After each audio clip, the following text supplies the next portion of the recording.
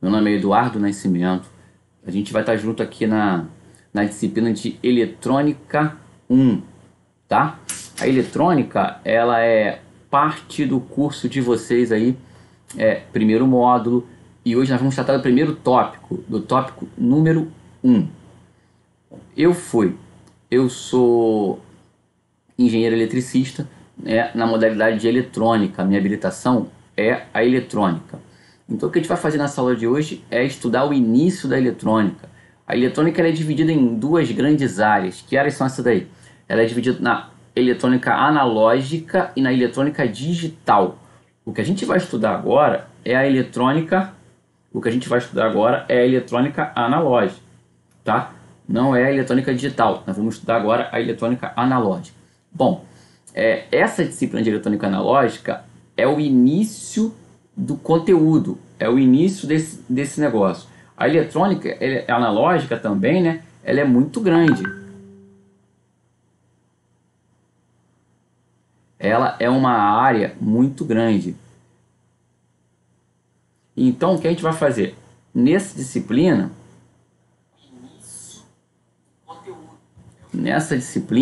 a gente vai estudar o iniciozinho da coisa aí. Tô baixando aqui o telefone. A gente vai estudar o iniciozinho da coisa. Depois vem outras disciplinas que vão trabalhar o resto dessa disciplina, tá? Geralmente essa parte de eletrônica analógica, ela começa estudando os conceitos de diodo, de transistor, ela estuda os conceitos dos tiristores, tá? Então é toda uma parte analógica. Vamos iniciar com a parte de construção de um componente eletrônico, os diodos e os circuitos que utilizam diodo. O que a gente tem para te dizer aqui essa noite? Olha, a gente vai trocar informações. Eu aprendo com vocês, vocês aprendem comigo, nós vamos trocando essas informações aí. Com o intuito de que a diferença de mim para vocês, a nossa diferença talvez seja só a idade. Eu estou aqui um tempo já nesse negócio. Eu iniciei no técnico em 1988. Eu iniciei no técnico em 1988. Em 1990 eu estava lá encerrando meu técnico. E de lá para cá eu vivi na eletrônica, né? Depois eu fui fazer engenharia eletrônica e eu vivi na eletrônica. Então o que a gente vai fazer aqui? O que eu peço para vocês? Vamos trocar informações. O papo aqui tem que ser bem legal. Não quero fazer um monólogo aqui. É importante que que a gente vá se comunicando. Duas formas de você se comunicar. A partir do chat aqui, coloca as tuas dúvidas, coloca esse papo todinho. Quero dizer para você o seguinte: o chat eu vou dando uma olhadinha, de vez em quando eu vou dando uma olhada e vou respondendo algumas coisas para você. O que eu não respondi, o que eu não consegui responder, a gente encerra a aula, eu continuo mais um pouco no chat, a gente vai tirando essas dúvidas aí. Uma outra forma de você falar comigo vai ser a partir do meu e-mail. Coloquei meu e-mail para você aqui, meu e-mail é prof.eduardonasc@hotmail.com. Esse vai ser um canal de informação entre eu e você. O e-mail vai ser muito importante porque eu consigo aí, na verdade, responder as coisas com mais calma depois, tá legal? Então eu vou estar sempre te respondendo. O que eu só preciso nesse momento é que a gente fique bem claro que a gente precisa tirar as dúvidas, tá? A gente sabe que a gente está vivendo um momento ruim no mundo, né? Dessa questão é que a gente está tendo esse problema de social, que é um problema de saúde, né? Que é até mundial. Então a gente sabe que a gente está passando um momento difícil de adaptação, né? Então nesse momento nós vamos caminhar juntos e vamos se ajudar. Entenda, existem desafios na vida, né? A gente está começando um desafio hoje, o desafio da Eletrônica 1. Esse desafio, nosso objetivo é que você chegue ao final dessas 4 semanas compreendendo o que é uma parte da eletrônica. Pô, vai ser bem legal se a gente conseguir entender isso. Eu não quero aqui, em momento nenhum, que a gente chegue a 4 semanas e você não tenha aprendido nada. Então é muito importante que você aprenda tudo que a gente vai discutir agora aí, nessas próximas semanas. Bom, eu já falei para você, nós vamos estudar, tirar aqui o meu e-mail, depois se você precisar eu boto de novo. Já falei para você que nós vamos estudar a disciplina de Eletrônica 1. Eletrônica 1 é a disciplina que a gente vai estudar aí. E vamos estudar o tópico 1. Bom, agora tem uma outra coisa importante, já falei do e-mail, já falei do chat, tem uma outra coisa muito importante que a gente precisa conversar hoje, que é a respeito da avaliação. Primeiro dia de aula, o início, sempre é um negócio meio tenso, porque eu conheço vocês e vocês estão me conhecendo, né? Legal, Vinícius e Alexandre, né? Alexandre e Vinícius, tá legal, hoje vai dar tudo certo, Alexandre, preparei tudo para isso. Tomara que a gente não tenha problema de queda de internet de novo. Mas aí, o legal nesse início de aula, tá excelente, amigo. O negócio, esse início de aula é sempre importante a gente colocar algumas coisas aí como direcionamento, tá? Isso vale para qualquer turma. O Alexandre e o Vinícius na turma de sábado, que deu uns probleminhas. Então, a avaliação também vale para qualquer turma. A avaliação na escola, ela é dividida em 3 etapas. Eu tenho 10 pontos, só que 10 pontos, 5 pontos é uma prova. Você vai fazer uma prova online que vale 5 pontos. Bom, além desses 5 pontos, você tem aí 4 pontos das atividades online que você vai fazer. E 1 ponto é um trabalho que eu vou te passar agora nesse momento. Então, recapitulando, 5 pontos é da prova, 4 pontos são atividades online e 1 ponto é um trabalho. Que trabalho é esse que você vai fazer? Você vai fazer um resumo sobre uma fonte de alimentação contínua. Você vai fazer um resumo sobre uma fonte de alimentação contínua. Esse resumo olha só, nós vamos receber coisas via a rede, né, de dados. Então o que a gente precisa fazer aqui? Eu preciso criar alguns critérios para isso. Primeira coisa que eu te peço, não pegue informação no Wikipedia, por exemplo, colhe aquilo, Ctrl+C, Ctrl+V e manda para mim. Poxa, é legal você fazer um resumozinho. A gente só vai aprender, você só vai aprender se você fizer um resumo. Então te peço encarecidamente, cara, entrega esse troço. Pega um material, faz alguma coisa, escreve com a sua mão. Lê o texto, escreve com a sua mão. Legal. 2 pessoas podem ver a mesma situação e relatar essas situações de forma diferente. Então o que eu te peço é o seguinte, não copia do seu colega, faz o teu trabalho. Existe forma de você colocar palavras diferentes, forma diferente de você enxergar as coisas. Então, faça o seu trabalho sozinho, crie um resumo real e me passe esse resumo por e-mail. Esse resumo vai valer de 0 a 10 pontos, tá legal? Bom, o que mais que eu tenho para falar? Legal. No final desse curso, você tem que fazer um TCC. TCC, trabalho de conclusão de curso, tá legal? No final desse curso, elas vão ser liberadas, tá, Vinícius? No final desse curso, você vai fazer um TCC, trabalho de conclusão de curso. O que é isso? Você vai fazer um projeto e vai apresentar numa feira tecnológica, tá? Então você vai fazer um projeto e vai apresentá-lo numa feira tecnológica. Você mais uma pancada de pessoas aí junto contigo. Nesse trabalho você não precisa fazer nada da NASA. Ninguém aqui tá para fazer coisa da NASA. A gente não tem nem tempo para isso. Você tem que apresentar algum trabalho que esteja relacionado com a sua área. Eu faço mecatrônica, tem que estar relacionado à mecatrônica. Eu faço eletrônica, tem que estar relacionado à eletrônica. Eu faço telecomunicações, tem que estar relacionado a telecomunicações. E assim vai. Então o que a gente precisa? A gente precisa que você tenha a seguinte ideia. Você tem que pensar num trabalho. Lá na frente você vai ter um professor que vai te orientar, professor Fred Salles, ele vai te orientar nesse processo, como é que isso é feito, esse papo todinho. Então você vai lá, faz teu trabalho, apresenta teu relatório final e conclui o teu curso. E eu vou estar lá para ver o seu trabalho na medida do possível, tá? Bom, esse tipo de aula, cara, é bem legal a gente fazer algumas coisas aí, algumas atividades práticas, né? Então, o que eu acho legal você ter? Você ter algumas ferramentas aí básicas na sua casa. Uma delas se chama o nosso amigo multímetro. O multímetro é um cara importante, né, nesse tipo de aula, porque a gente vai medir tensão, vai medir corrente, a gente vai medir algumas resistências aí, teste de diodo, essas coisas todinho. Então isso aí eu acho legal você ter. O segundo que eu acho legal você ter é um protoboard. Não precisa ser um protoboard desse tamanho aqui, mas eu acho legal você ter um protoboard, que é uma placa uma matriz de contato, né? Isso aqui serve para você montar circuitos, para você pegar e fazer montagens práticas aí. Outra coisa que eu acho legal você ter é uma calculadora. Alguns componentes eletrônicos, né, que a gente vai ter que falar depois pra frente aí, mas também uma calculadora, porque a gente vai ter que fazer umas continhas aí. Pô, é legal você ter uma calculadora. Se você fosse fazer uma prova presencial, você não ia poder usar celular, você ia ter que usar uma calculadora fisicamente, sem ser aplicativo de celular. Mas aí você também pode baixar um aplicativo, se você não tiver uma calculadora. Não precisa ser uma calculadora super profissional, existem calculadoras aí baratas, né, no mercado paralelo, existem assim, fabricadas na China, que são marcas, são mais baratas as calculadoras e são possíveis também de usar. Outra coisa que eu acho legal, ter um caderno, uma caneta, um papel, porque a gente vai ter, é ideal escrever algumas coisas. Nós vamos fazer exercícios, cara, então é legal a gente escrever esses exercícios, descrever algumas coisas que estejam sendo faladas, fazer um resumo do que está sendo tratado aqui, porque eu acho que o negócio fica bem mais legal. Ou material impresso, ou apostila no teu celular. O que a gente vai seguir aqui, cara, é na verdade a apostila da escola.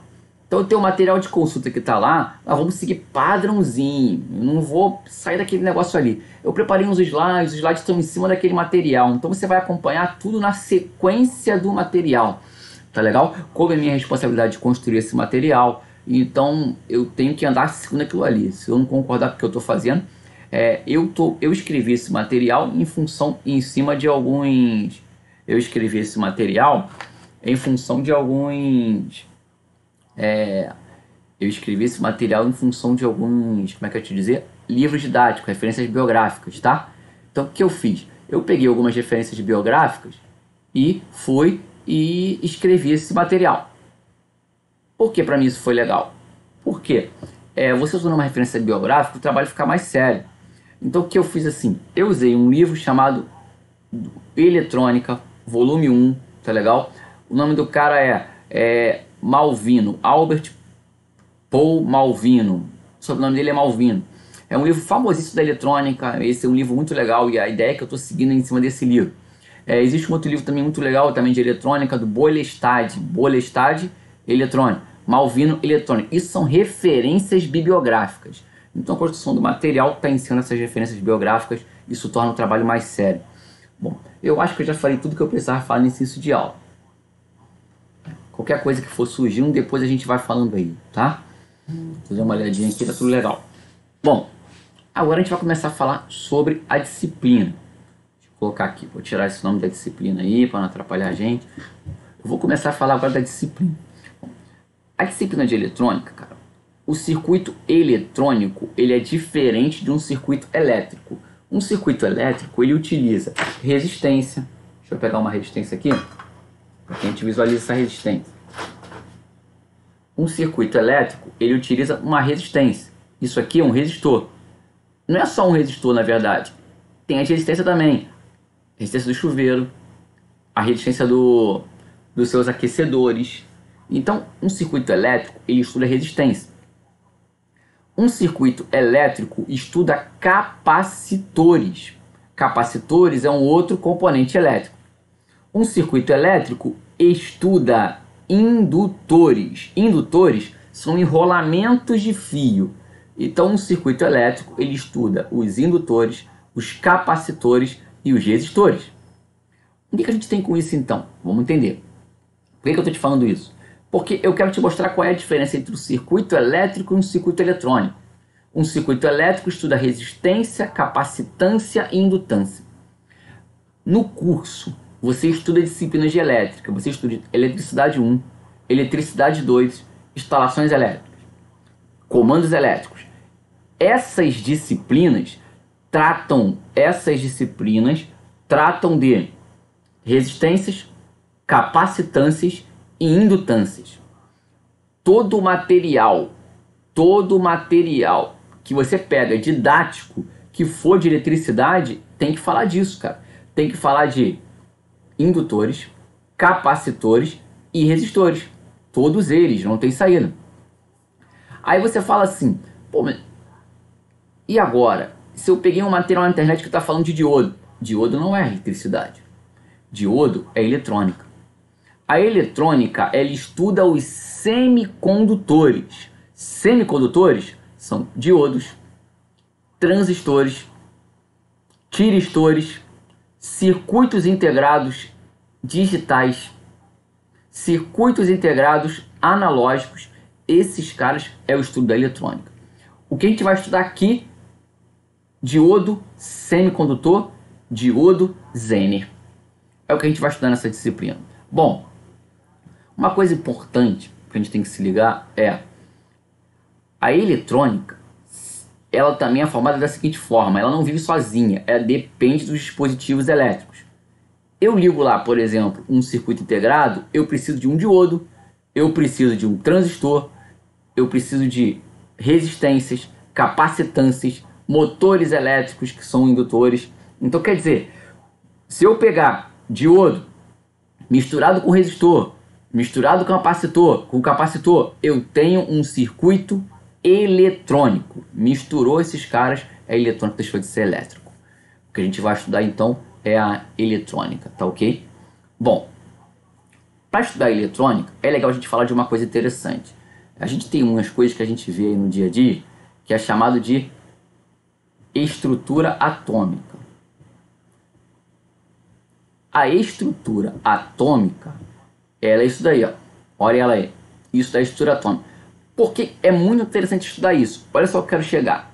Nós vamos começar com a estrutura atômica. Depois nós vamos começar com alguns conceitos químicos, tá? Depois desses conceitos químicos, a gente entra na eletrônica.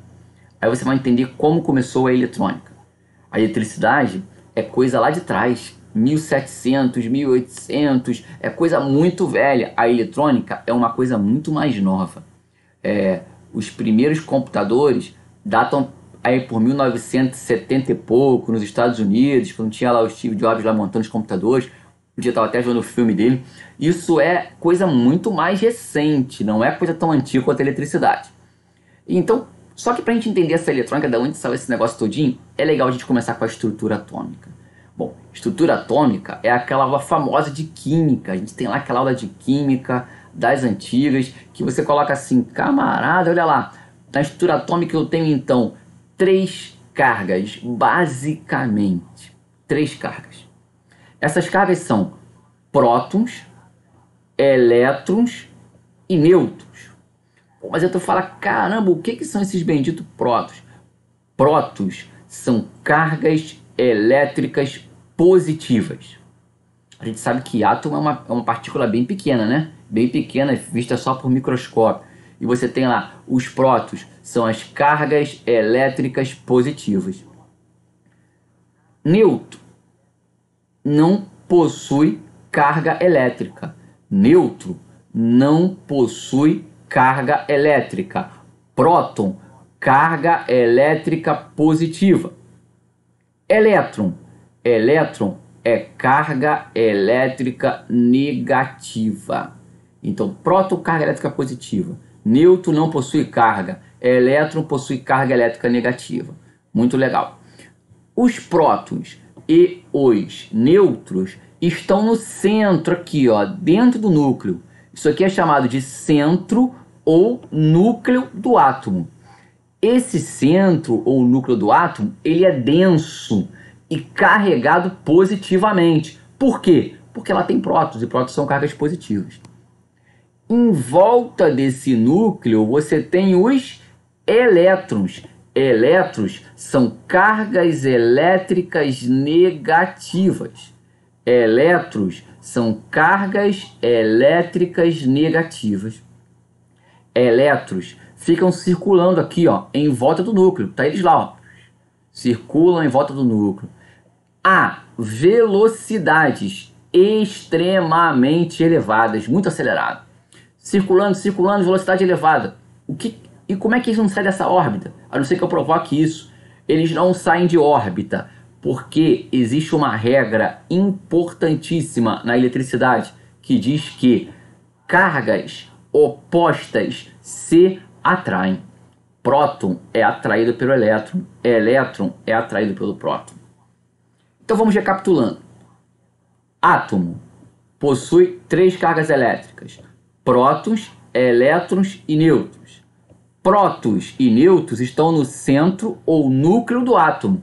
Elétrons estão em volta do átomo, circulando em volta do átomo em órbita a velocidades extremamente elevadas. É impressionante essa realidade. E eles não saem de órbita. Por que eles não saem de órbita? Porque cargas opostas se atraem e cargas iguais se repelem. Como o elétron é carga negativa, próton é carga positiva, logo então eles se atraem. Bom, eu escrevi algumas coisas aqui no PowerPoint que falam disso. Que isso também está no teu material, né? Isso também está no seu material. O átomo é constituído basicamente de prótons, elétrons e nêutrons. Prótons e nêutrons estão no centro do átomo, enquanto elétrons estão na eletrosfera. Prótons são cargas elétricas positivas, elétrons, cargas elétricas negativas, e nêutrons não possuem cargas elétricas. O núcleo é denso e carregado positivamente. Tudo que nós falamos até agora aí. Aí eu falei para você assim, uma importante regra em eletricidade é que cargas opostas se atraem e igual se repelem. Legal. Bom, agora nós temos uma coisa interessante aí. Os elétrons são distribuídos em 7 camadas. Às vezes você está num lugar, você quer logo esperar assim, pô, cara, eu quero ver logo alguma coisa funcionando, eu quero explodir alguma coisa, ver a luz acender, eu quero um motor funcionando. Tem um pouquinho de paciência, que você vai entender onde eu quero chegar. Um pouquinho de paciência só. Vamos lá. Os elétrons são distribuídos em 7 camadas. Essas camadas são K igual a 2, L igual a M, M igual a 18. Vamos repetir de novo, hein, que eu acho que confundi tudo aqui. K igual a 2, L igual a 8, M igual a 18, N igual a 32, O é 32, P é 18 e Q é 2. Legal. Eles são distribuídos dessa forma. Então isso aí é padrão. Aí eu te pergunto, poxa, mas todos os átomos de todos os materiais ocupam todas essas camadas? Ocupam todas elas completamente? Não. Cada elemento químico possui um famoso número atômico. O que é o número atômico?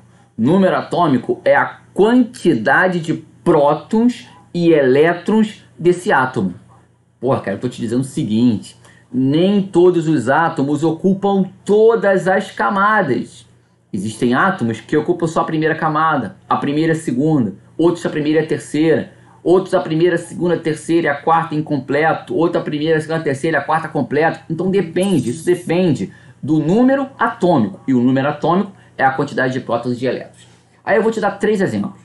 O primeiro exemplo é o átomo de silício. O átomo de silício, ele tem 14 elétrons. Sabe o que significa isso? Significa dizer o seguinte, ó, 2 elétrons na camada K. 8 elétrons, vou botar aqui no PowerPoint de novo, hein? Ó, 2 elétrons na camada K. K é a camada mais interna, tá? 8 elétrons na camada L. 4 elétrons na camada M. Poxa, o que aconteceu então? Pera aí, ele ocupou a primeira, a segunda e a terceira camada. A primeira e a segunda camada completou tudo. A terceira camada, só uma parte. Ele só ocupou 4, só tem 4 elétrons lá e o máximo dela é 18. Legal isso. Agora vamos ver o átomo de cobre. O átomo de cobre, ele tem ele tem um número atômico igual a 29. Quer dizer, um átomo de cobre tem 29 prótons e 29 elétrons. Caramba! Vamos distribuir esse negócio, cara? Vamos lá então. Se eu distribuir isso, tá aqui, ó. K é 2, L é igual a 8, M é igual a 18, falta 1. 2 mais 8 dá 10, mais 18, 28, falta 1. Que vai para a quarta camada, a camada M. Então agora num átomo de silício, eu tenho a primeira, segunda e a terceira camada de silício, não, desculpa. Num átomo de cobre, eu tenho a primeira, segunda e a terceira camada completa. E a quarta camada, um elétron sozinho. Se eu fosse também falar de um outro aí, chamado arsênio, o átomo de arsênio, ele tem um número atômico igual a 33. Isso significa 2 mais 8 deu 10, mais 18 deu 28, mais 5 deu 33. Significa que o átomo de arsênio ele vai até a quarta camada, só que a quarta camada dele são 5 elétrons. Eu escrevi isso aqui. Vamos ver o que eu escrevi aqui, que você vai entender o que eu estou falando. Olha ela aqui, ó. Aí são os números atômicos dele, né? Deixa eu mudar que é melhor. Quero ir pro outro, quero esse aqui. Esse aqui tá me dizendo o seguinte, olha lá o cobre. Número atômico 29, 2, 8, 18 e 1. Legal, até aí tá ótimo, tá perfeito. 2, 8, 18 e 1, 29. Átomo de silício 14, 2, 8 e 4. Também tá legal. Tá? Átomo de arsênio 2, 8, 18 e 5. Igualzinho nós falamos agora há pouco aí. Vamos Vou destacar essa tela agora para a gente visualizar uma coisa. Olha lá, ó.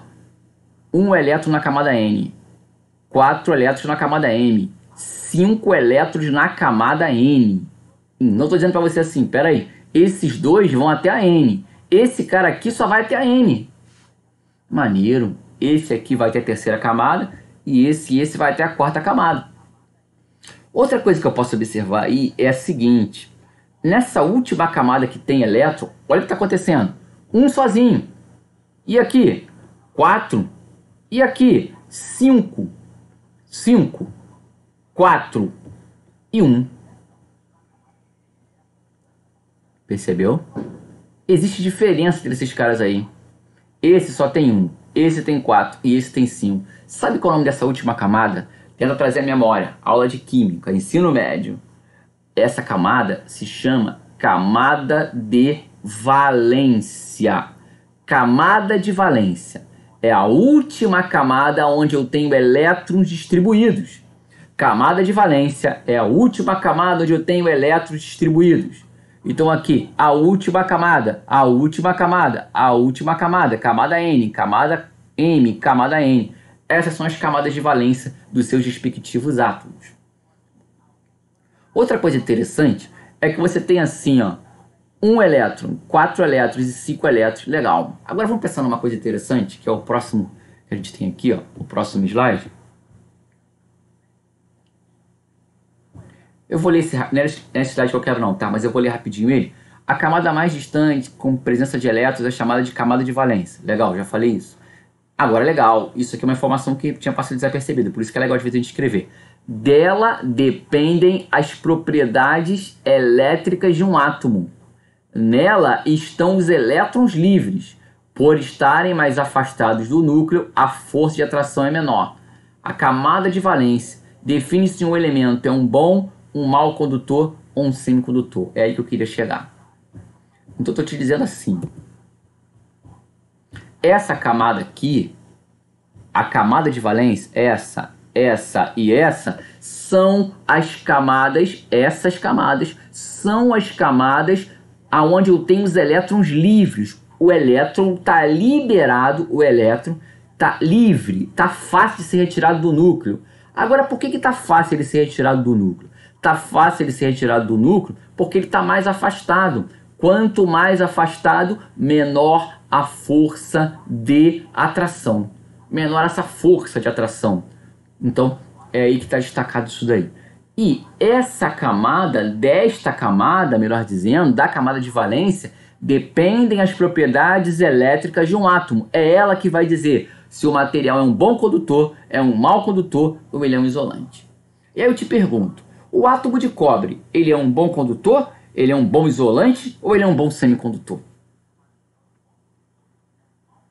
Eu te respondo o seguinte, um átomo de cobre, ele é um bom condutor. E o silício, ele é um bom condutor, ele é um bom isolante ou ele é um bom semicondutor?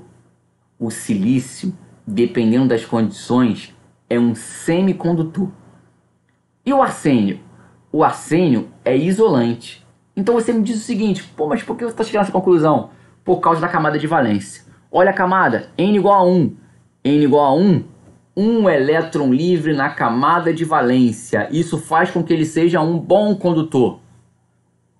Todo elemento químico que tiver um elétron livre na camada de valência, ou 2 elétrons livres na camada de valência, ou 3 elétrons livres na camada de valência, ele é um bom condutor. Todo elemento químico que tiver 4 elétrons na camada de valência, ele é um semicondutor. Só 4? Só 4.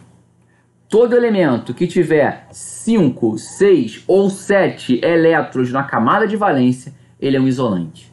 Então, a quantidade de elétrons na camada de valência determinam se ele é condutor, se ele é semicondutor, se ele é isolante. Condutor, 1, 2 ou 3 elétrons. Semicondutor, 4 elétrons. Isolante, 5, 6 ou 7 elétrons. Legal. Dúvidas até aí? Se tiver dúvida, vai postando aí, tá? Essa parte eu não entendi, vai escrevendo. Se tiver dúvida, vai me dizendo aí se tá ruim, se tá legal, vai falando. Falando, não tô entendendo isso aqui, eu não entendi. Faz os teus comentários aí, para que eu entenda se tá tudo legal aí até agora. Bom, agora vamos para outro assunto aí. Eu botei assim, classificação dos materiais quanto à condução. Então eu botei assim, 3 classificações. Falamos agora, condutores, isolantes, semicondutores, não é isso? Condutores são materiais que necessitam de pouca quantidade de energia para conduzir.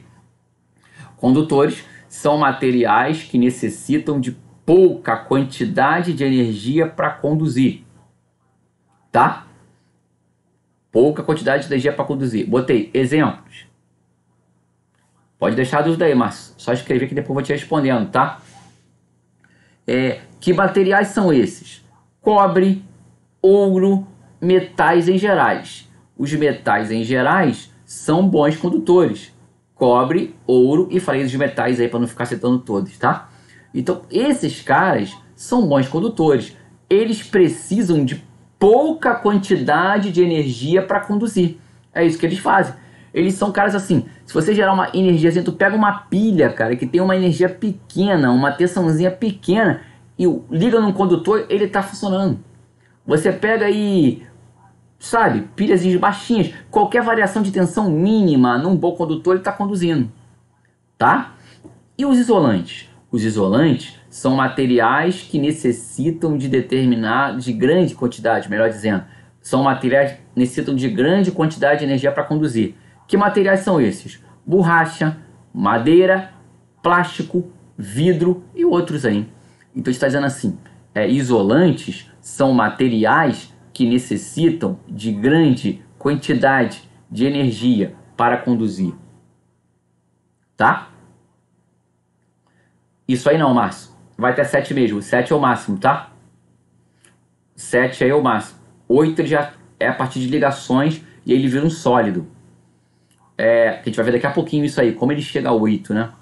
Então vamos lá. Aí os isolantes são materiais que necessitam de grande quantidade de energia para conduzir. Borracha, madeira, tá. Eu estou dizendo para você o seguinte, não existe um isolante perfeito, cara. Não existe um isolante perfeito. O que a gente tem é o seguinte, a gente tem isolantes que são melhores do que os outros, que resolvem os problemas, né? Digo isso porque a camada M pode ter até 18. Existe algum átomo com 28, por exemplo? Tem, sim. Tem átomo com 28, sim. Eu citei 3 exemplos que são exemplos que a gente está usando aí no caso, Márcio, que a gente vai usar aqui dentro do nosso contexto, tá? Mas na nossa tabela periódica, lá a gente tem todos os elementos químicos com todos os números atômicos. Aí a gente vai vendo ali, todos eles vai acontecer isso aí que você está falando. Então, eu disse assim, não existe um isolante perfeito, os isolantes são falhos, cara. Vou pegar só um pouco d'água aqui. Os isolantes, eles são falhos. Eles não são assim, eles não são perfeitos, entendeu?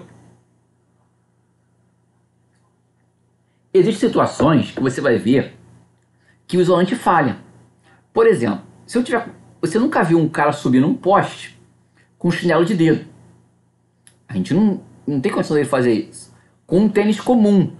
Ele precisa subir num poste, que trabalha numa empresa aí de concessionária de energia elétrica, né, de telefonia. Ele não vai subir num poste de chinelo de dedo nem de um tênis comum. O cara vai usar bota. O pessoal de elétrica usa capacete, luva, bota. Por quê? Escadas de madeira. Porque ele precisa de uma pancada de materiais isolantes para que ele se proteja com mais tranquilidade, porque ele vai mexer com grande quantidade de energia. Mesmo assim, ele dá corre risco de morrer se ele estiver desatento. Então, é necessário entender que não existe isolante perfeito, assim como não existe condutores perfeitos. Bom, a última classificação que eu coloquei para você são os semicondutores, materiais que necessitam de determinada quantidade de energia para conduzir. Quem são esses materiais? Silício e germânio. Quero dizer para você assim, cara, esses caras são os... Eu vou te dar um exemplo aqui de um semicondutor. Um semicondutor aqui como exemplo, bota na tela cheia. Ó, um semicondutor como exemplo, esse aqui. Esse aí, ó. Tá ele aí, ó. LED. Esse diodo LED, a gente vê à vontade esse cara aí. A gente vê ele à vontade, cara. Tu vê muito ele ligado nas coisas, né? A gente vê muito ele ligado nas coisas aí. E você vê que um diodo LED, ele é assim. Ele é utilizado pra caramba aí, então uma coisa fácil você ver. Esse cara aqui, o fabricante determina qual é a tensão de trabalho dele. Esse cara aqui trabalha por volta de 1.8 a 2 volts. Quer dizer, se você botar 10 volts nesse cara aqui, sabe o que ele faz? Ele queima. Você colocou uma tensão acima do que ele suporta, ele vai queimar. Se você colocar, por exemplo, nele 0,5 volts, ele não acende. 0,5, esse cara não acende. Sabe, para ele acender, para ele funcionar de forma correta, ele precisa de 1,8. Por isso que eu falo para você assim, um semicondutor, ele precisa de determinada quantidade de energia para conduzir. Nós temos aí no caso o silício e o germânio, que são semicondutores. Lembra que nós falamos que o semicondutor tem que ter 4 elétrons na última camada. Márcio, Alexandre, Vinícius, Gesimiel, tem mais alguns aí que eu já vi que já passaram. Se tiver algumas dúvidas, vão postando, tá? Márcio Lemos, já falamos, Vinícius, Alexandre Pita e Alessandra Vieira. Qualquer dúvida vai tirando aí, tá? Então vamos lá. Continuando, temos agora nós vamos entrar numa parte mais avançada aí. Botei isso aqui, mas não vou falar disso aí agora não. Vamos para essa parte aí. Agora vamos entrar na eletrônica. Então até agora nós falamos de elétrica, entendemos como é que é a estrutura atômica, entendemos como é que é a estrutura atômica, nós entendemos como é que um átomo é constituído, como é que são as cargas nele, os tipos de carga, aquela regra da eletricidade de cargas opostas se atraem, entendemos essas coisas todinhas, entendemos como é classificados os materiais de acordo com o número atômico dele, camada de valência, elétrons livres. Nós chegamos nisso para a gente chegar na eletrônica. Olha o que eu botei inicialmente aí. Eletrônica é a ciência que estuda os semicondutores. Por isso que eu te falei que você não pode pegar aí um cara que preparou um material para você e você está lendo esse material na internet e você fala, caramba, eu peguei uma apostila de eletrônica. Aí nessa apostila de eletrônica você está vendo lá o cara falar de resistor, de capacitor. Poxa, isso não é um material de eletrônica. Eletrônica é semicondutores. Eletrônica é semicondutores. Resistores, capacitores, indutores não são semicondutores. Então, a ciência que estuda os semicondutores, a ciência que estuda os elementos que têm 4 elétrons na última camada, são substâncias cujos átomos apresentam 4 elétrons na última camada. Essa ciência é a eletrônica. Legal. Então agora a gente tem que falar algumas coisas interessantes sobre a eletrônica. Olha o que eu botei assim. Os semicondutores não são bons nem maus condutores de eletricidade. Quer dizer, eles não são nem bons nem maus condutores, são uma posição intermediária. Por isso que a palavra fala semi. Semi fala uma posição intermediária mesmo, tá? Não são nem uma coisa nem outra. Então, sua condutividade depende da temperatura. Sua condutividade depende da temperatura. Então, a gente está dizendo assim, peraí. Para ele conduzir, depende qual a temperatura que ele está inserido. Para você entender isso, cara, eu vou dizer o seguinte para você. Um semicondutor na temperatura de menos 273 graus Celsius, que é o 0 Kelvin, ele é um isolante perfeito. A 25 graus, a condutividade dele é tão baixa que ele não serve para nada na prática. Então, um semicondutor, ele não é nem um bom, nem um mau condutor. Eu botei silício e germânio, são utilizados como semicondutores. O silício é mais largamente utilizado do que esse germânio. A gente escolhe as coisas para usar pelas características do material e pelas condições que eu encontro na natureza, se a coisa é mais barata. O ouro é um condutor muito melhor do que o cobre. Mas o que você faz? Faz fio de cobre, porque o cobre é mais barato.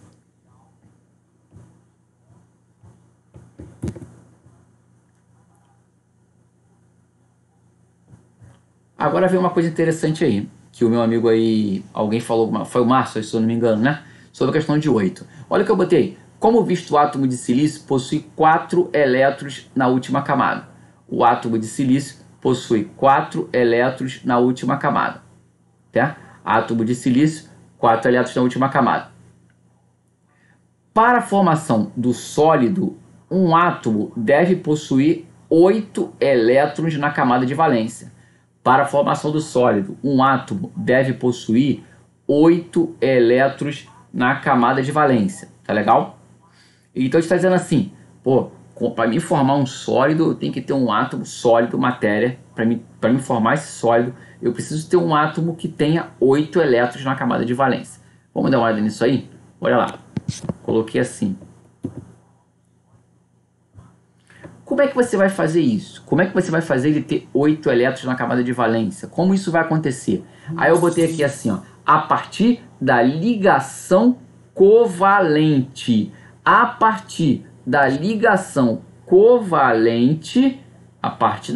covalente, eu vou conseguir fazer aí com que o átomo tenha 8 elétrons na última camada. E aí você me pergunta, o que é a ligação covalente? A ligação covalente, cara, é onde existe... A ligação covalente é onde existe o compartilhamento de elétrons. Na ligação covalente, eu tenho o compartilhamento de elétrons.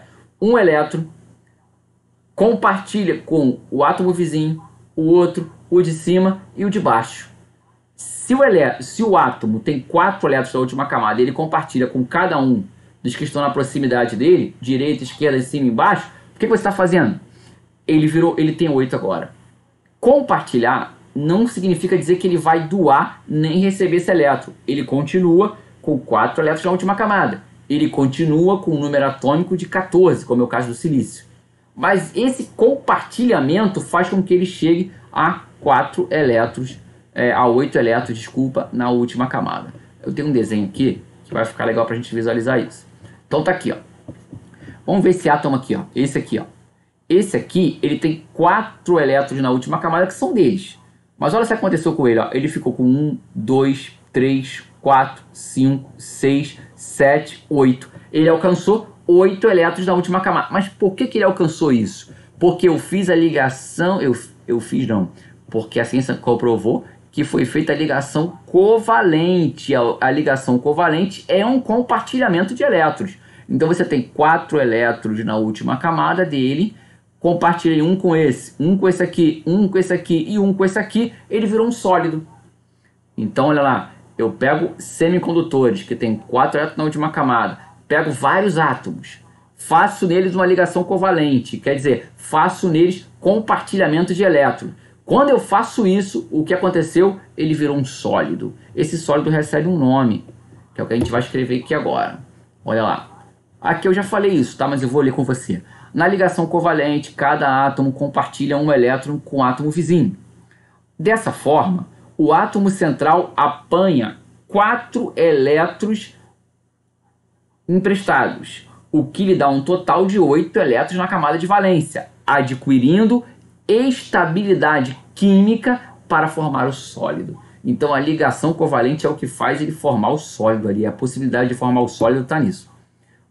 Os elétrons compartilhados não fazem, já falei isso também, não passam a fazer parte efetivamente do átomo central. Portanto, eletricamente falando, cada átomo ainda continua com 4 elétrons na camada de valência e 14 no total, ou seja, eletricamente neutro.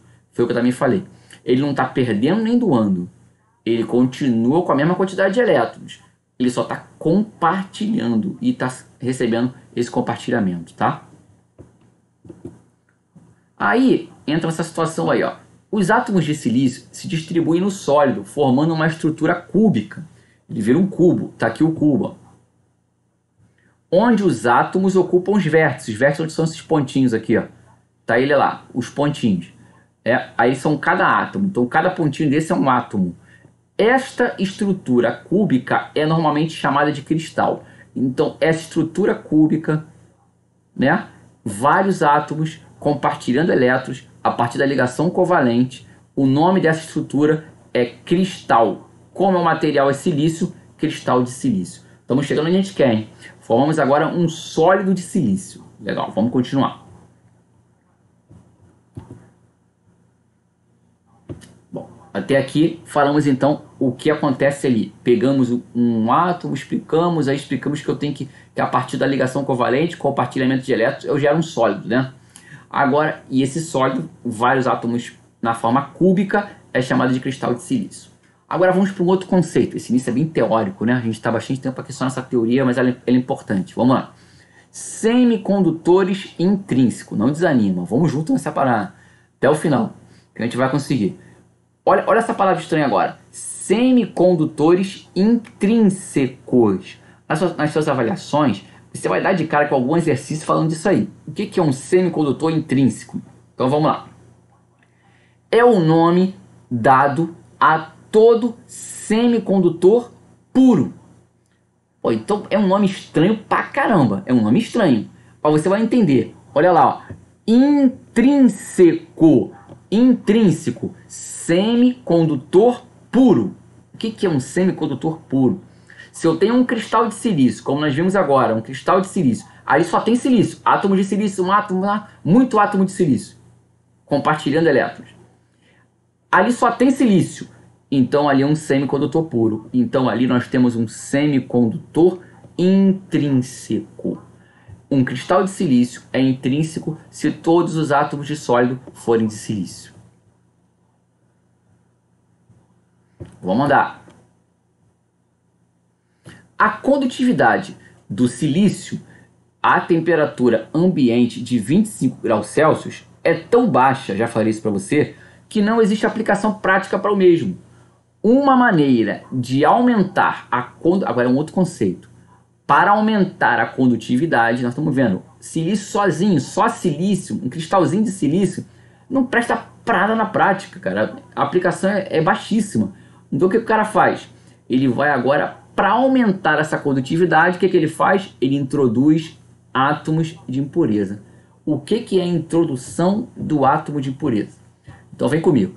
A gente está agora com a seguinte ideia. Nós temos cristal de silício puro, cristal de silício puro. Esse cristal de silício puro, olha como é que está a nossa cabeça agora. Ele é um semicondutor intrínseco. Eu formei o sólido, o átomo de silício está ali, sozinho. Agora o que o cara faz? Eu quero aumentar a condutividade. O que se faz para aumentar a condutividade? Adiciona impureza. E o que é adicionar impureza? Adicionar impureza é fazer uma dopagem. É a dopagem da coisa, tá? Então, a dopagem é adição de átomos de impureza. Ok? Certo, Vinícius? E certo, dona Bruna Ferreira? Adicionar dopagem significa adição de impurezas significa dopagem. Vou me posicionar aqui de novo. Adição de impurezas significa a dopagem. Legal. Aí nós falamos disso. Feito isso, a gente vai entrar agora num conceito que eu vou colocar para você aqui no PowerPoint. Que está dizendo assim: a dopagem de um semicondutor consiste em introduzir no cristal átomos de impureza, que eu acabei de falar agora. O objetivo da dopagem é aumentar a condutividade do cristal. Então, a dopagem de um semicondutor consiste em introduzir no cristal átomos de impureza. O objetivo da dopagem é aumentar a condutividade do cristal. Então, dopar um semicondutor é colocar um outro átomo lá dentro. Dopar um semicondutor é colocar um outro elemento químico dentro daquela estrutura de silício. O cara pega um monte de silício, coloca um outro elemento químico lá dentro. Esse elemento químico colocado lá dentro é o que a gente chama aí de adição de impurezas. E é o processo que a gente chama de processo de dopagem. Aí apareceu uma outra palavra. Um semicondutor dopado com átomos de impureza é um semicondutor extrínseco. Um semicondutor dopado com átomos de impureza é um semicondutor extrínseco. É isso que ele é. Então, todo semicondutor dopado com átomos de impureza, a gente diz que ele é um semicondutor extrínseco, tá? Repara então, se você for pegar alguma perguntinha, já sabe. Semicondutor extrínseco é aquele que foi dopado com átomos de impureza, tá?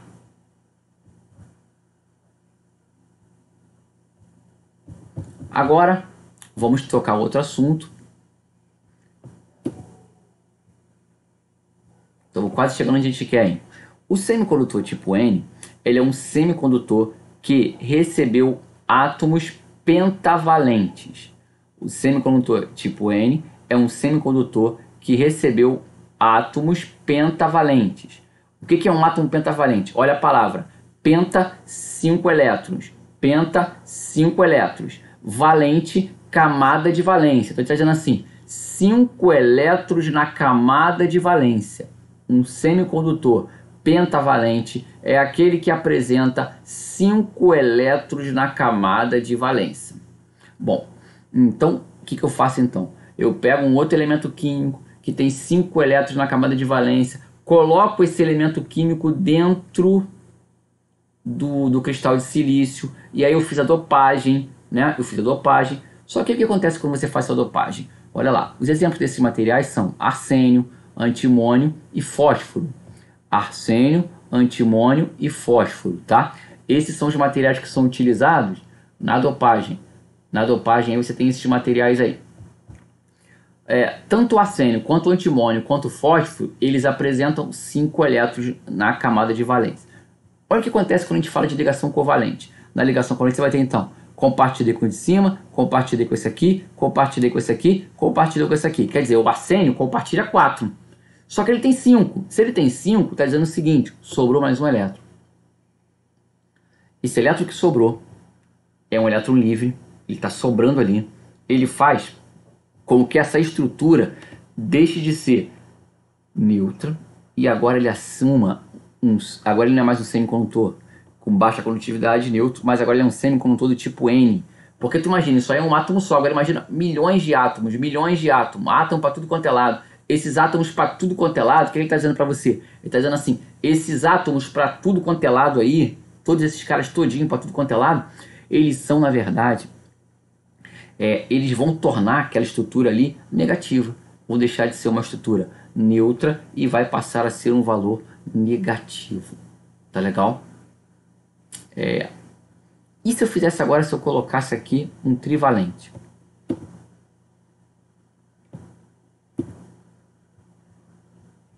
E agora se eu pego essa estrutura e boto um trivalente? Quando eu pego um trivalente, eu faço assim, ó. Um semicondutor do tipo P é obtido através da injeção de átomos trivalentes no cristal puro. Átomos trivalentes no cristal puro. Exemplos: alumínio, boro e galho. Esses caras têm 3 elétrons na última camada, na camada de valência. Quando eu pego eles e misturo eles na estrutura, sabe o que vai acontecer comigo? Vai acontecer o seguinte, vê se você entende. Vamos lá. Esses elétrons, ele tinha que ter 4. Só que ele não tem 4. Então ele compartilha com um, compartilha com outro, compartilha com outro, compartilha com outro. Só que sobra um. Porque ele só tem 3. Ele compartilhou com esse, compartilhou com o de baixo, compartilhou com esse aqui. Só que agora esse aqui de cima, ele não tem com o que compartilhar. Se ele não tem com o que compartilhar, está faltando elétron. Essa falta de elétron recebe o nome de lacuna. Lacuna é um espaço vazio, onde existe a ausência do elétron. Então olha só, para mim pegar um semicondutor intrínseco, só tem cristal de silício, baixa condutividade, e fazer ele aumentar a condutividade dele, eu preciso dopar esse material. Dopar é adicionar impurezas. Se eu adicionar uma impureza pentavalente, um elemento químico pentavalente, o que eu vou ter com isso? Se eu fizer um pentavalente, o que eu vou ter com isso? Eu vou ter, nesse pentavalente, eu vou ter 5 elétrons na camada de valência. 5 elétrons na camada de valência vão fazer com que 5 elétrons na camada de valência vão fazer com que ele vire um semicondutor do tipo N. Se ele tiver 3 elétrons na camada de valência, vão fazer com que ele vire um semicondutor do tipo P. Tá legal? Se ele tiver 3, se ele for um trivalente. Tá? Bom, chegando nessa fase, nós conseguimos acabar tudo isso aí. É legal agora a gente fazer uns exercícios. Vou fazer um exercício aqui.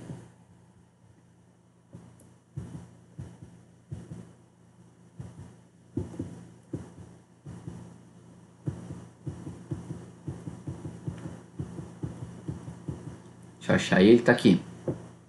Tá lá. Porque a gente vai reforçar os conceitos fazendo esses exercícios, tá? Eu coloquei assim, ó. Vamos lá. O processo de dopagem é realizado em cristais de silício com o intuito de torná-lo do tipo N ou do tipo P. Em relação à camada de valência, para que um cristal de silício puro seja transformado em tipo P, adiciona-se que tipo de elemento químico? Adiciona-se um elemento químico trivalente para ele se transformar no P. E para ser transformado no tipo N, adiciona-se um elemento químico pentavalente. Então, um trivalente para transformar em P, pentavalente para transformar em N. O silício germânio, utilizado na fabricação de semicondutores, utilizam quantos elétrons, possuem, na verdade, seria melhor uma palavra, né? Possuem quantos elétrons na camada de valência? 4.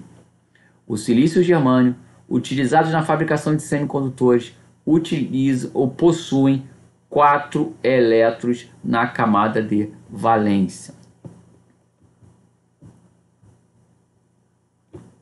Terceiro, quando um cristal puro é dopado, seja ele com impurezas pentavalentes ou trivalentes, ele se transforma em um semicondutor extrínseco.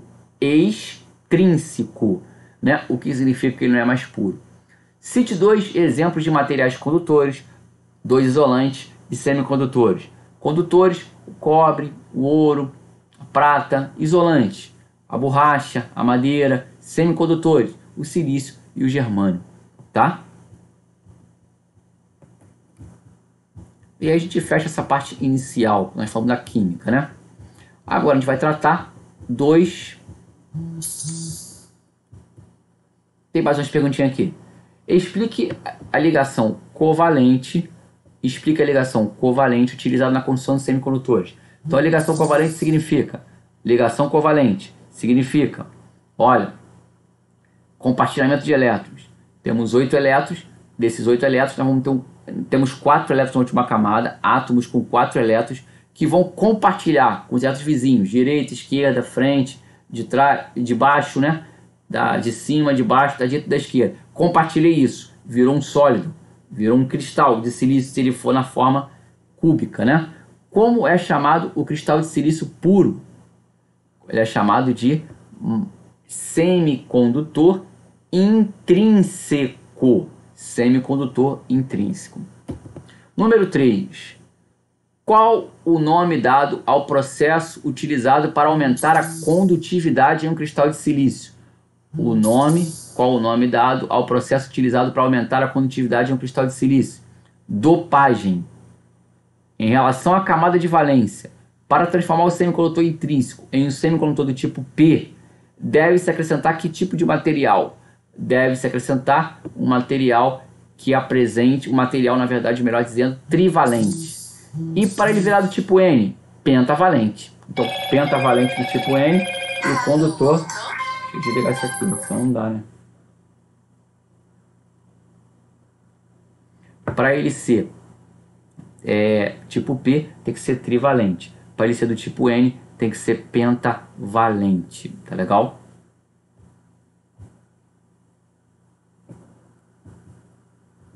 Agora vamos falar da junção PN, né? Vamos tratar agora da junção PN. Bom, Alexandre, Vinícius, né? Alexandre e Vinícius. Alguma dúvida nesse assunto aí? Vou esperar vocês aí um pouquinho interagirem no chat, só para a gente poder ver.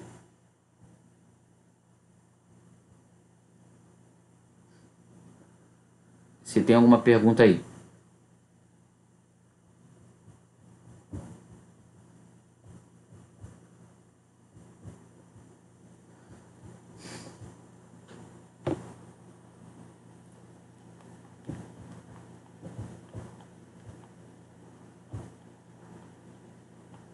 Não, mas né?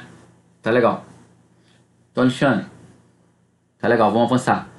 A gente vai falar agora sobre, na verdade, a eletrônica. Agora vai ser eletrônica de verdade, tá? Até agora nós não falamos de eletrônica, falamos muito da química, né? Agora vamos tratar de eletrônica. Bom, a eletrônica a gente tem aí uma coisa agora chamada de junção PN. Então agora vamos partir para a eletrônica de verdade, tá? Bruna, legal, obrigado aí pelo teu feedback. A junção PN, ela é uma junção desses dois semicondutores, o semicondutor do tipo P e o semicondutor do tipo N. Então, ó, semicondutor do tipo P, semicondutor do tipo N, esses dois semicondutores aí. Juntei esses caras. Legal. A junção PN indica a direção. Legal, tem um papo desse sim, já vamos falar daqui a pouquinho. Quer que a gente anote essas perguntas? Acho que você não precisa não, né? Quer anotar? Quer que eu volte as perguntas? Acho que não precisa não, porque depois você tem como travar, né? O vídeo vai ficar disponível, tem como você travar. Olha só. Entenda agora a junção PN, agora a gente vai entrar na eletrônica. A junção PN, ela é o seguinte, cara. Você tem o seguinte aí na junção PN. A junção PN você tem um lado que é o semicondutor do tipo P, que é esse lado aqui. Aqui, ó. Obrigado, Vinícius. Semicondutor do tipo P. Esse lado aqui é o semicondutor do tipo N. Então aqui você tem um tipo P, aqui você tem um tipo N. A gente está dizendo o seguinte então disso. Cara, esse lado é aquele tipo que nós fizemos agora há pouco, né? Do semicondutor do tipo P. Vou colocar aqui. Olha lá. Essa situação aqui. Você tem um lado com essa estrutura, onde eu coloquei ali, adicionei um material de trivalente, né? E tem um outro lado com a outra estrutura, que é onde você adicionou um material do tipo N, que é esse caso aqui, do tipo N. Então eu tenho um lado com esse material e um outro lado com o material do tipo P. Juntei esses dois, formei o que a gente chama de junção PN. Poxa, mas o que tem a ver a junção PN com esse papo? Aí eu vou te dizer agora, a junção PN, ela é na verdade, a junção PN, ela é na verdade o diodo. O primeiro componente eletrônico, é o diodo. E o que é o diodo? O diodo é uma junção PN. Eu vou te apresentar aqui um diodo aqui. Olha lá, vou botar aqui na tela grande.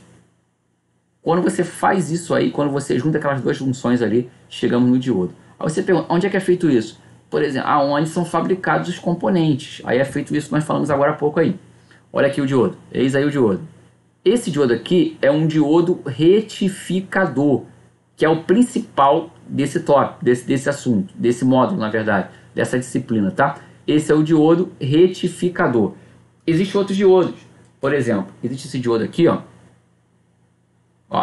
que ele é o diodo Zener. O diodo Zener é um diodo que é regulador de tensão. Ele não é retificador, ele é regulador de tensão. Existe também aquele que eu mostrei no outro momento aí, que é o diodo LED. Existe uma pancada de diodos, cara, que a gente não vai trabalhar todos. Nosso principal assunto, o retificador e o diodo Zener. Então, uma junção PN é um diodo. Uma junção PN é um diodo. Esse diodo, a gente chama ele de diodo semicondutor. Diodo semicondutor é formado por uma junção PN. Vou botar aqui no PowerPoint para a gente poder ver. O diodo semicondutor é formado por uma junção PN. Então vamos agora partir para o diodo. Deixa eu andar aqui o slide. A gente vai partir para o diodo. Aí você tem aqui, ó. Diodo semicondutor é formado por uma junção PN. Simbologia dele, tá ele aqui. Então vamos analisar com calma a simbologia dele.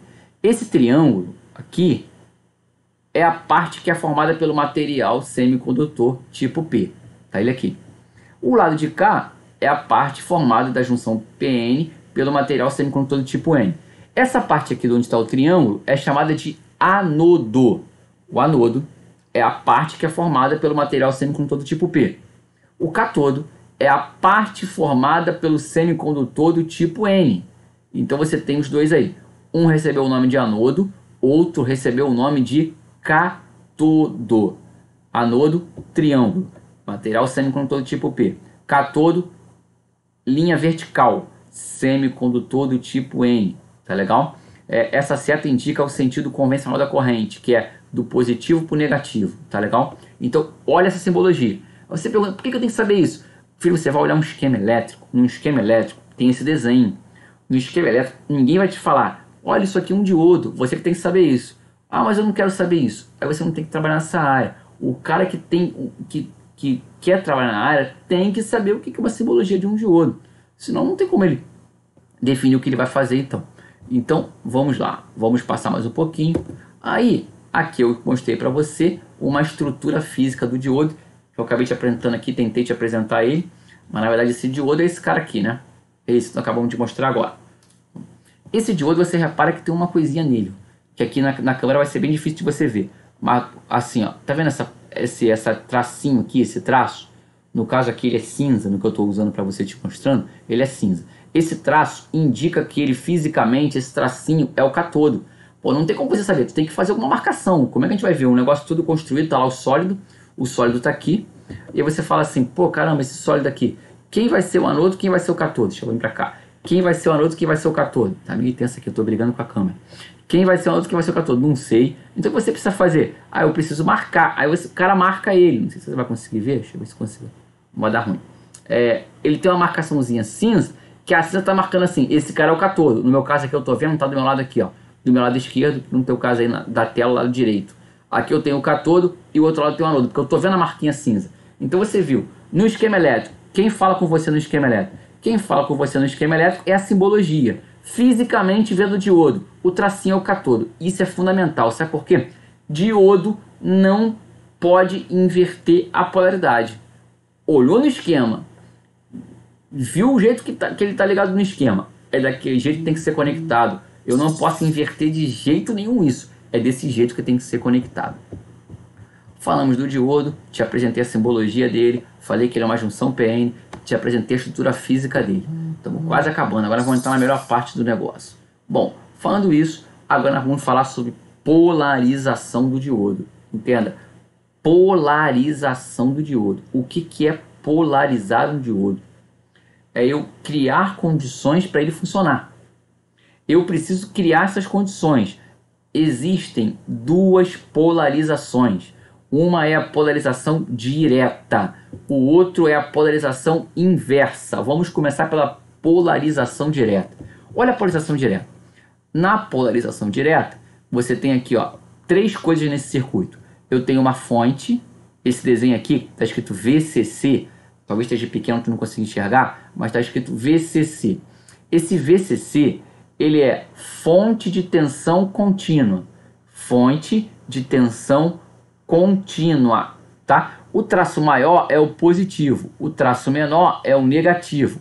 Então está dizendo para a gente assim, a tensão positiva é o traço maior, a tensão negativa é o traço menor. O que está dizendo com isso? Quando é que eu polarizo ele diretamente? Eu polarizo ele diretamente quando o meu positivo está conectado no meu anodo. Quando o meu positivo está conectado no meu anodo, eu polarizei esse diodo diretamente. Positivo conectado no anodo, polarização direta. Bom, se eu tivesse com positivo conectado no catodo, aí a polarização está inversa. Então, polarizar diretamente significa que o anodo tem que ter um potencial elétrico mais positivo do que o catodo. Então, por isso que ele tem que estar apontado para o positivo ali. Então, aqui eu tenho três componentes. A fonte, eu tenho o diodo e eu tenho uma lâmpada. Bom, o que a gente vai fazer com isso? Olha, isso aqui é quando eu tenho ele polarizado diretamente. O que acontece quando ele está polarizado diretamente? Acontece o seguinte, vamos lá. Eu tenho um estreitamento da barreira de potencial. Nessa junção PN, no meio dela existe uma barreira de potencial que precisa ser vencida. Para ela ser vencida, eu preciso que ela esteja estreitada. Quando eu estreito ela, eu venço essa barreira e aí passo o elétron. Se eu tiver um estreitamento da barreira de potencial, existe circulação de corrente. Logo então, a lâmpada vai estar acesa.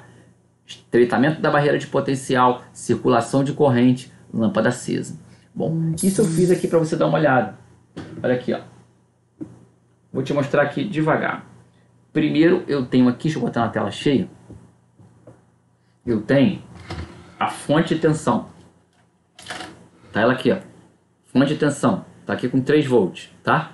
Fonte de tensão é aquele primeiro tracinho lá. Então eu peguei a fonte de tensão, tá aqui os fios conectados nela, tanto o fio positivo quanto o fio negativo conectado nela.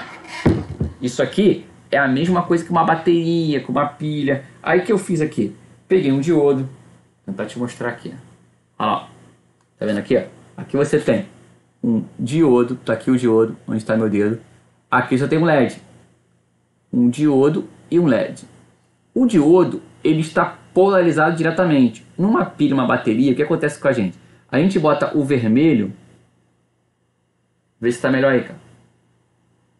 Vê se está melhor, Vinícius.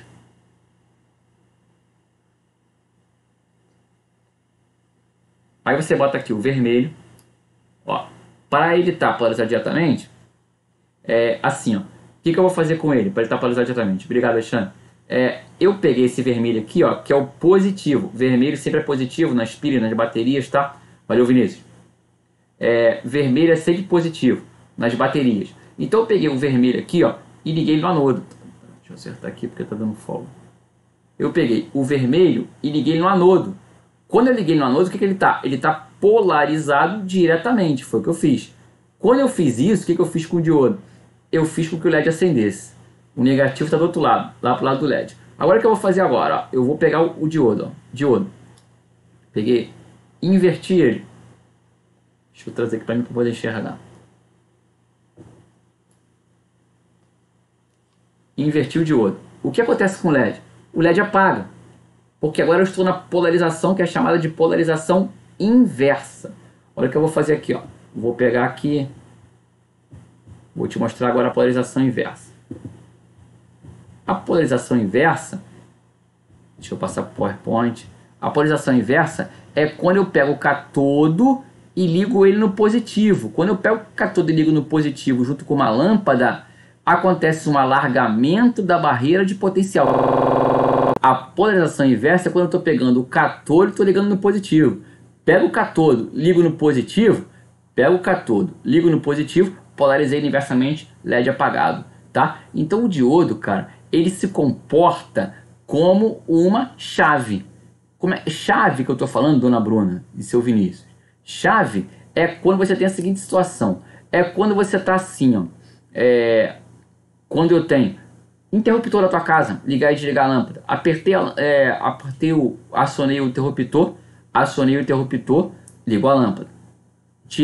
Desacionei ele de novo, apaga a lâmpada. O diodo é isso. Só que esse apertar o diodo, ele não precisa do teu contato. Você não tem que estar lá. Aquela chave é mecânica. O diodo é uma chave eletrônica. Então ele se comporta como uma chave, mas ele é uma chave eletrônica. Você não vai lá e aperta ele, tá? Ele serve para proteção de circuito, ele serve para retificação, ele serve para uma pancada de coisas que a gente vai ver nos próximos capítulos. Bom, fechando essa parte, eu estou praticamente quase que chegando ao final. Falta só um pedacinho final aí, que é tratar o diodo real e o diodo ideal. Quero que você entenda o seguinte agora. Isso que a gente vai falar agora são aproximações. O que a gente vai tratar agora são aproximações. Essas aproximações, elas são as seguintes, elas têm o seguinte problema pra gente. Essas aproximações, elas não trazem a seguinte ideia. Eu tenho o diodo ideal ou o diodo real. Primeiro, nós vamos ver o diodo ideal. O diodo ideal é ele se comportando como uma chave. Entenda, isso não tem nenhum objetivo a não ser prático e de cálculo. O diodo ideal, ele pode ser enxergado de uma forma mais prática. O diodo real é uma forma mais de cálculo, tá? A ideia é essa. A nossa ideia que a gente tem que ter é a seguinte: polarização direta. O diodo está conduzindo, ele fechou a chave, permite a condução de corrente. Diodo polarizado inversamente para a condução de corrente. A gente está dizendo é isso, é o que a gente está dizendo nessa situação aí. Então quando eu falo para você assim, considere um diodo ideal, é um diodo perfeito. Então um diodo ideal é como se eu considerasse ele perfeito, apesar dele não ser ele. Não preciso, meu amigo, de valores precisos dele, basta eu só entender que ele é um diodo ideal. Polarizado diretamente, conduz. Polarizado inversamente, não conduz. Então vamos lá, o que é considerar um diodo ideal? Eu botei assim, ó. Na polarização direta, esse diodo ideal se comporta da seguinte forma: resistência zero. Cara, ele não tem resistência nenhuma. Já viu material sem resistência? Não existe. mas a gente consideraria ele com uma resistência zero. Considerei com uma resistência zero, diodo ideal. E a tensão dele? Se a resistência é zero, logo então a tensão nesse diodo, a queda de tensão nesse diodo vai ser zero. Queda de tensão zero, resistência zero, polarizado diretamente. Polarização inversa. Polarização inversa seria a resistência do diodo é infinita. Infinito é um valor, cara, que não se mensura. Eu não sei quanto vale, trilhões, quadrilhões, quinquilhões, meu amigo, é infinito. Se ele é infinito, se ele tem uma resistência infinita, logo a corrente que vai passar nele é zero. Só não pode ser 0 ohms, que está o meu grave aqui no meu PowerPoint aqui. É 0 ampere. Então, se a resistência de um diodo ela é infinita, logo então a corrente é zero. Não passa corrente nenhuma. Isso é um diodo ideal. Repetindo, diodo ideal se comporta como uma chave. Polarização direta. Resistência do diodo que passa por ele, zero. Beleza, isso é um diodo ideal. Agora vamos para o diodo real e fechamos essa aula. Diodo real. Do diodo real, você tem a seguinte situação. Polarização direta. A resistência agora não é mais zero. A resistência é baixa. Geralmente fica em torno de 10 ohms, por aí, mas é uma resistência bem baixa, tá? Mas não é zero. A tensão no diodo não é zero. A tensão no diodo é 0,6 ou 0,7 aproximadamente, quando ele está polarizado diretamente. Então tem pequenas diferenças em relação ao ideal. Ideal, resistência zero. Real, resistência baixa. Ideal, tensão zero. Real, tensão 0,6 ou 0,7. Quando ele está polarizado inversamente. Lá no ideal, inversamente, é infinito. Aqui é resistência alta. Lá a corrente é zero. Aqui a corrente é próxima de zero. Isso é um diodo real. Tá? Então essa é a diferença. Tem hora que os exercícios vão tratar o diodo como ideal. Tem hora que os exercícios vão tratar o diodo como real. Muito bom. A gente vai fazer o último exercício da noite e a gente fecha depois dessas quedas. Vamos ver se a gente fecha antes dela. Botei assim. Um diodo é considerado ideal quando, na polarização direta, apresenta resistência. Resposta é zero. E na polarização inversa? Resposta é infinita.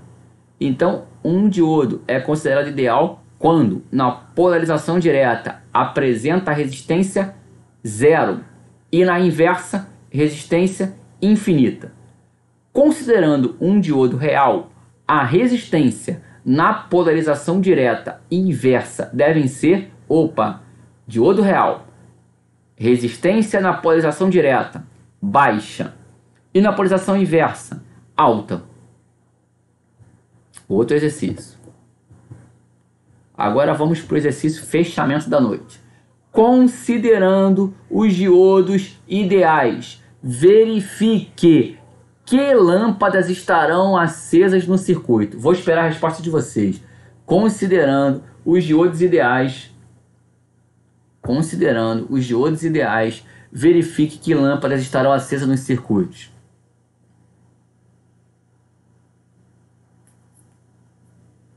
Bruna, Vinícius, Alexandre.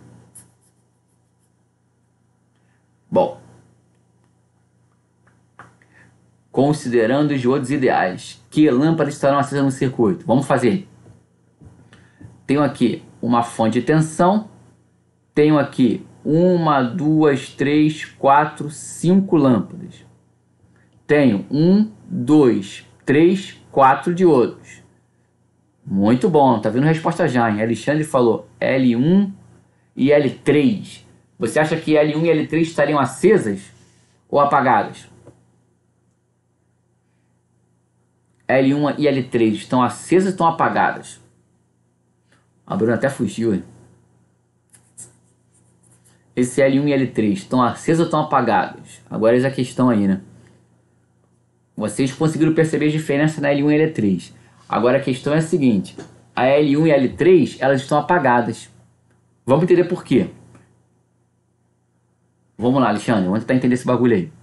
Tá dizendo assim, ó, do lado de cá você tem um positivo. Olha lá, ó. Você tem aqui um positivo, tá vendo? 12 volts, ó, positivo.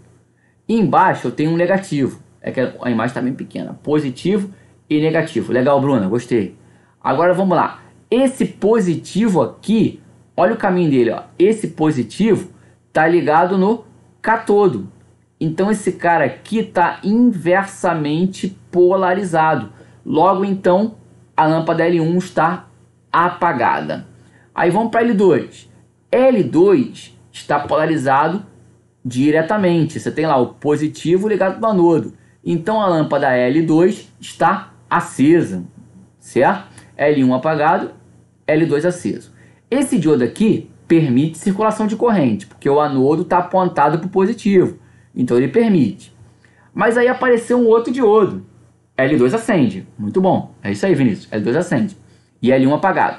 Agora, esse diodo permite circulação de corrente para L4, para L5 e para L3. Só que aí tem um problema com L3. L3 está apagado. Agora legal, Alexandre. Isso aí. Agora foi a conclusão legal. Por que o L3 está apagado? Porque esse diodo aqui está inversamente polarizado. Logo, então, o L3 está apagado. Então, L4 e L5 só tem esse diodo aqui no caminho. Então, a gente pode dizer que L2, L4 e L5 estão acesas, L1 e L3 estão apagadas e nós fechamos a aula. Dúvidas? Bom, agora eu vou fazer o seguinte aqui. Eu vou ficar no chat um período aguardando se vocês têm algumas dúvidas. Se tiverem algumas dúvidas, manda aí para mim que eu respondo a vocês. Se não tiverem nenhuma dúvida no momento agora, aí depois que estudou e lembrou, vou deixar o meu e-mail aí para vocês se lembrarem, tá legal? É interessante que eu também tenho um canal no YouTube, se você quiser depois dar uma olhada, vou colocar aqui. Ó, eu tenho um canal no YouTube, que é esse canal aí, ó, Tech 10 Complica, tá? Esse é o canal que eu tenho no YouTube. Se você quiser dar uma olhada lá eu tenho vários assuntos de elétrica, de eletrônica, né? Que tratam várias coisas aí, de matemática, coisas no geral aí, né? Conhecimentos gerais são essas coisas. E aí, lá eu trato desses assuntos aí, faço algumas experiências. Se quiser dar uma olhadinha depois, é só você dar uma olhadinha lá, dar uma verificada e ver o que você acha, tá?